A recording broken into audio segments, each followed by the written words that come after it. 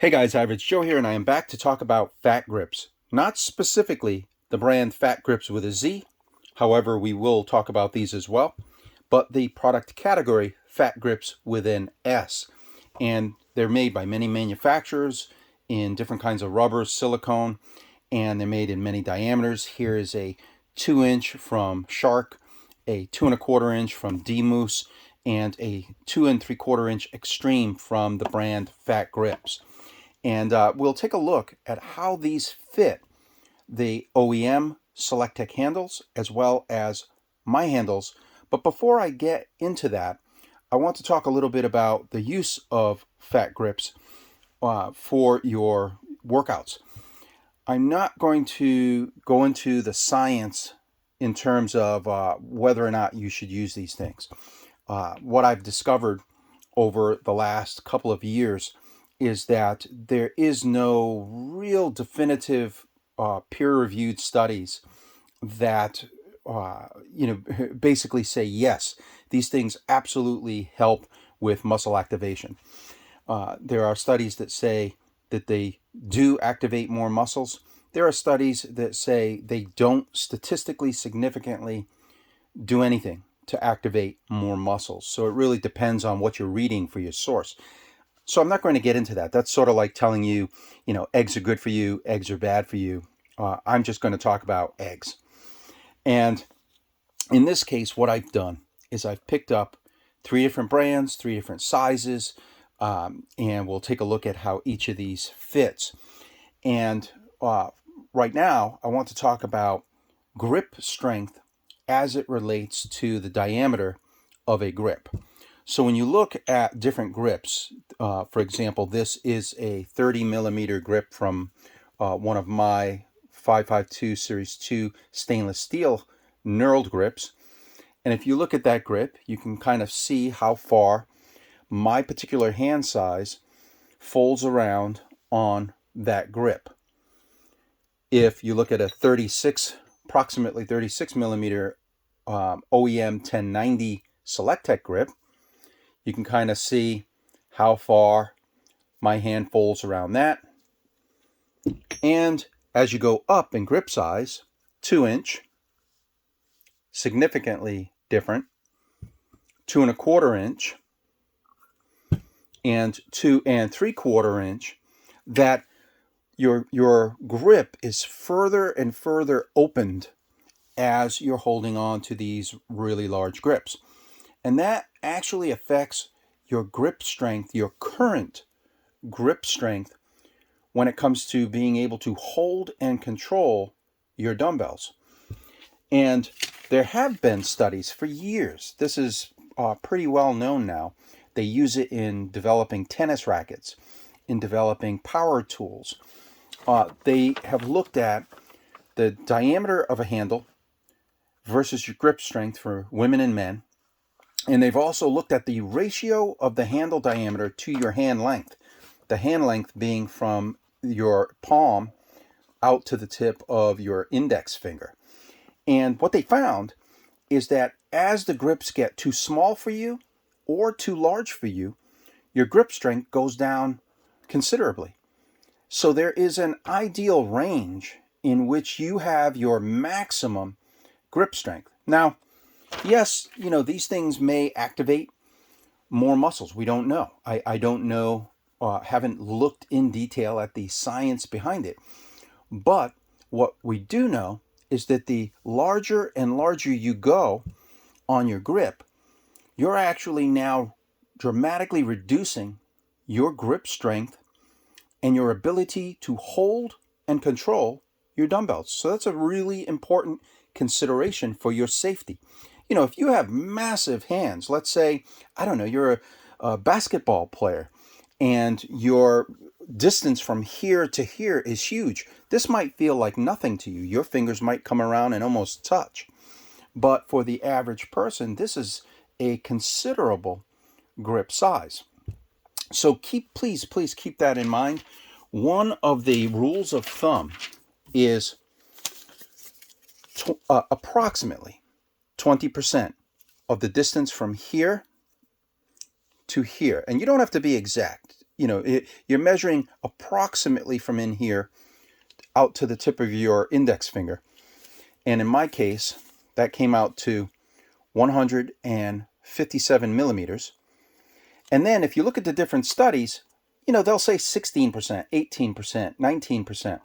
I just rounded up and I called it 20% of that distance for my sort of maximum grip strength, which would be a 31.4 millimeter grip. So mine are at 30, and that is about, for me, it's within a millimeter of maximum grip strength for me in terms of controlling the dumbbell or barbell that I'm holding. If I then add a grip like this, which is a 2-inch diameter grip, when it is fully closed, if I add that grip onto this grip, you can see it is now no longer a 2-inch diameter. It's actually much bigger, probably about 2 1/4, which means this one would go from 2 1/4 maybe up to 2 1/2. This one might go to 3 inches. And that's on my 30 millimeter grip diameter. And that would be the gap. But watch what happens when I put this on the 36 millimeter diameter OEM 1090 grip. Now, you go to a considerable gap size. Now you've gone from what would have been a 2-inch diameter grip up to maybe 2 1/2 inches. Not only that, you've now got a gap so huge that your fingers could easily, under the right circumstances, dislodge this grip from the handle that it's in. So if you are at the right angle and doing an exercise that pulls this out while you're holding on to this grip, you could actually have this handle, this dumbbell, slip right out of one of these grips. Now, they were intended for an Olympic barbell size. Most of these have an inner diameter of approximately 28 millimeters. They're a little bit off.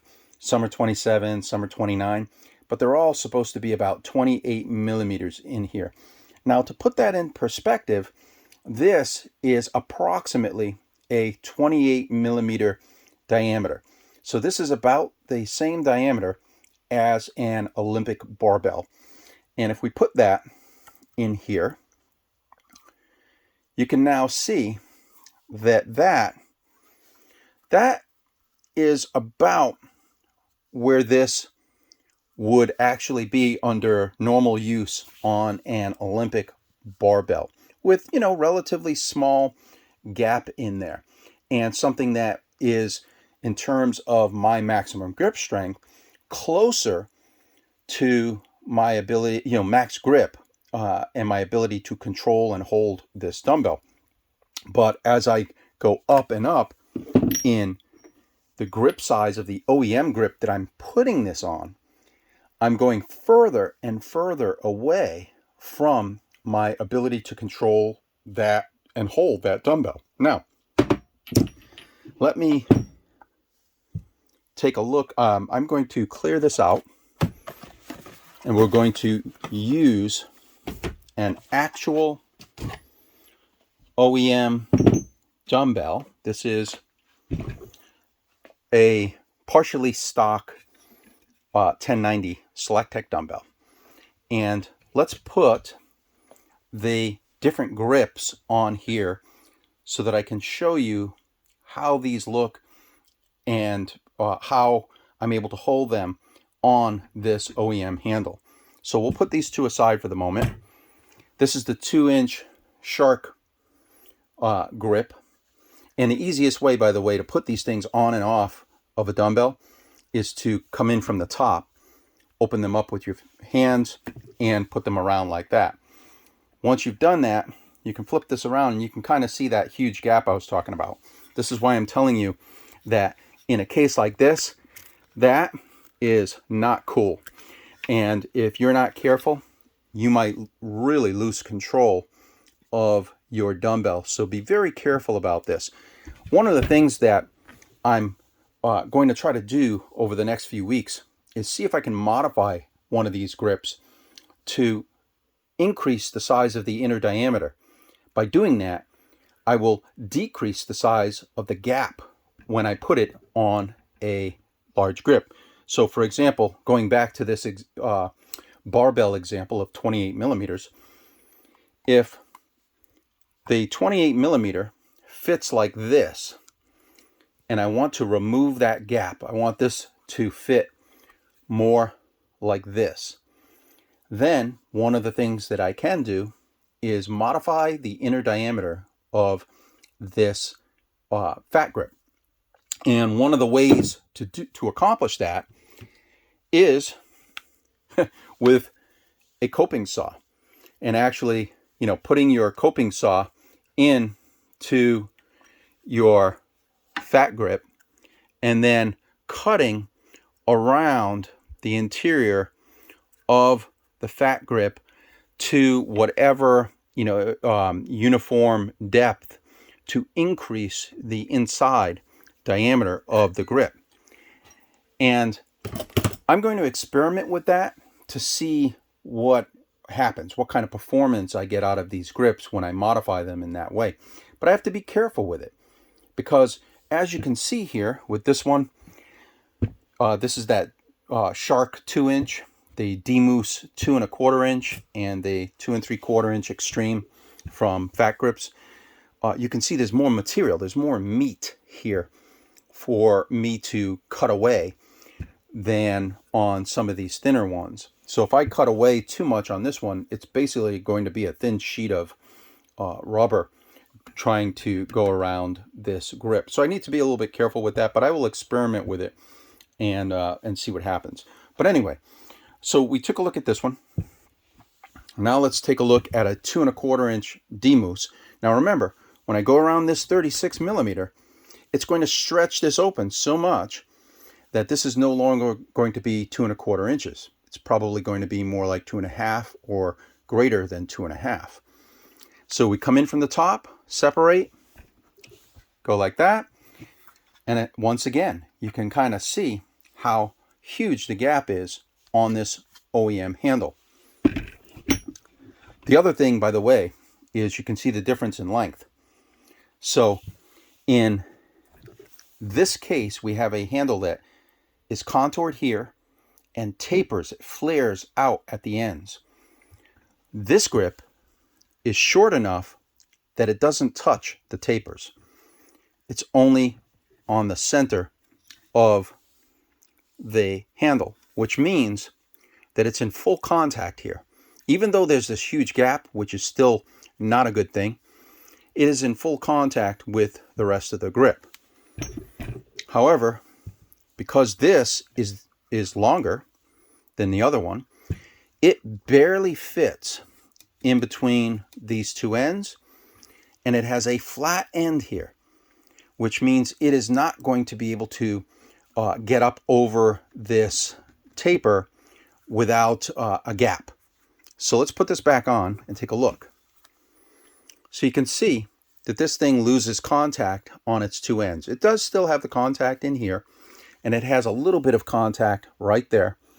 But for the most part, there are some big gaps in here, and it's because of the way that this long piece fits this unusually contoured handle.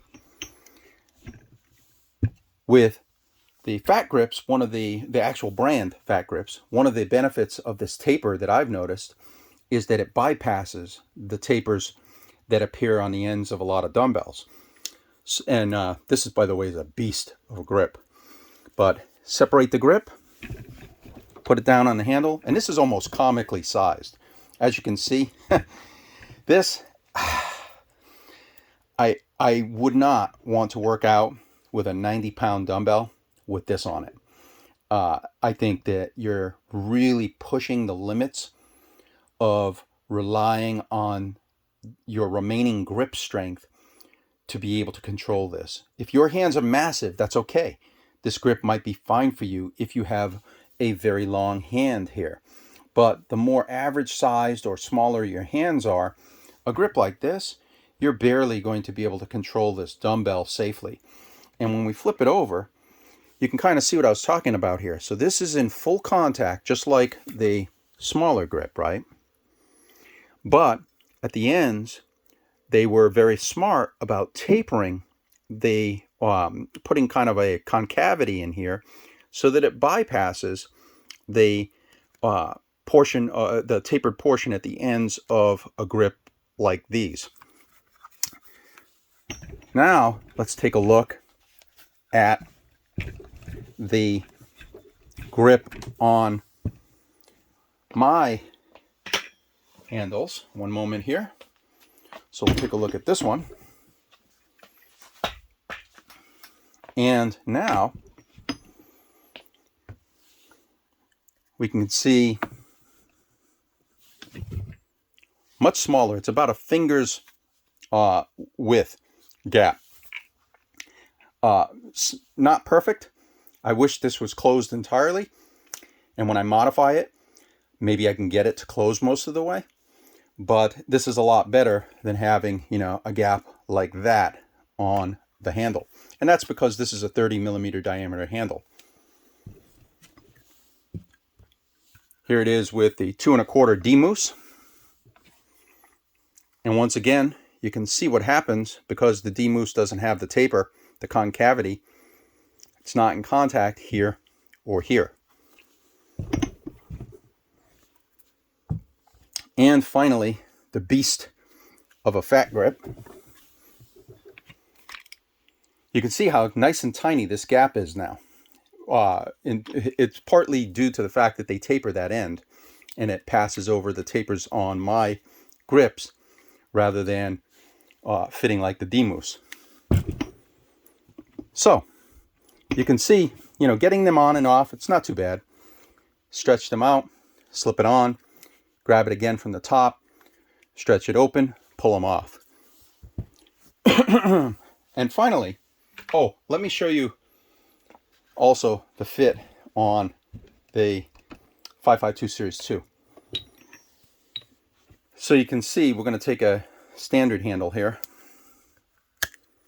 You can kind of see how it fits. And if, you know, this small one follows the contour, but it's a huge gap again, because this in the center here, this handle is 36mm in its, a little over 36mm in its center. So, you know, it creates quite a big gap on the grip. But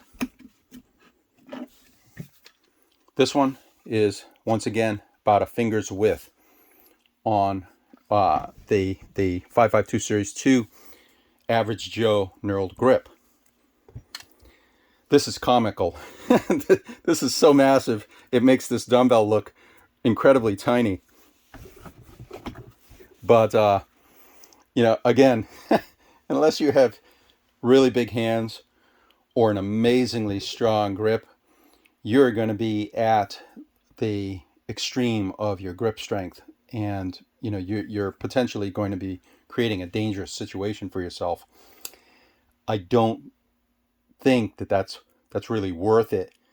I would rather be able to fully control my dumbbells, develop my grip strength in other ways, activate my muscles in other ways, rather than trying to rely on these to accomplish that. But anyway, you know, the about a finger's width gap, so it's a much better gap on the average Joe knurled grips, and that's because these are a 30mm grip. You know, this is a 28, like an Olympic barbell. But when you start going up to this, that's a 36. In fact, they're all, the 552 Series 1 and the 1090, they're all 36 plus millimeters here as far as the grip width. So using them with Fat Grip products, you're always going to end up with a massive, and I would argue unsafe, gap on your handle. The final thing I want to mention is about the products themselves, these particular three. And one of the things that became apparent really quickly was that the materials are very different in their grippiness. So they're all made from rubbers or silicones, but I can grip this as hard as I can and still rotate it in my hand because this texture and this material is just not very grippy. Same thing here. They put ribs, but these ribs and this material is simply not grippy. And I can get my hand, I can squeeze this as hard as I can, and if you use your other hand, you can get this thing to rotate. This is crazy. I cannot believe the difference. Whatever they're using here for the rubber, maybe it's a natural rubber, I don't know. But that combined with this texture that they've put on here, this thing, and probably all of their grips, if they're using this same material and texture, it's crazy. I cannot get this to turn in my hand. It is easily the most grippy of the three brands that I had picked up. So even though you're paying a little more, you know, these, I think this was $15, maybe $20. This was about $36 for this size. They have a size closer to this that's more like $26. But in terms of the material and the grippiness, if you have to use a fat style grip, definitely compare these guys. You know, maybe pick up a couple and see which one you like better. But it's really the most grippy of the three. So it's the one I felt, even though the diameter was too big, I felt that the material and the texture was by far the safest of these three. So if I were to get this size grip, I would go with probably a brand like this simply because of the way this thing is constructed. So anyway, guys, that's it. Hopefully now you have an idea about how these fit, not only on the OEM grips, but also on the average Joe knurled grips. And hopefully now you have an understanding of, you know, what you need to be concerned about when you're using these fatter grips. Is it worth trying to pursue muscle activation claims using this method? Or are there safer methods to be able to pursue that same goal? So that you can make sure at all times, especially for you guys that are maxing out these dumbbells, when you're holding 52.5 pounds, when you're holding 90 pounds or more, you want to be able to safely control those weights at all times. And grip strength is part of that. So you have to ask yourself, you know, is it really worth it? What kinds of exercises can I do safely such that the lower grip strength that I would have won't be a safety issue? And hopefully you found this video helpful. Thank you for watching, guys. Subscribe if you like the content on this channel, and I will see you guys in the next video.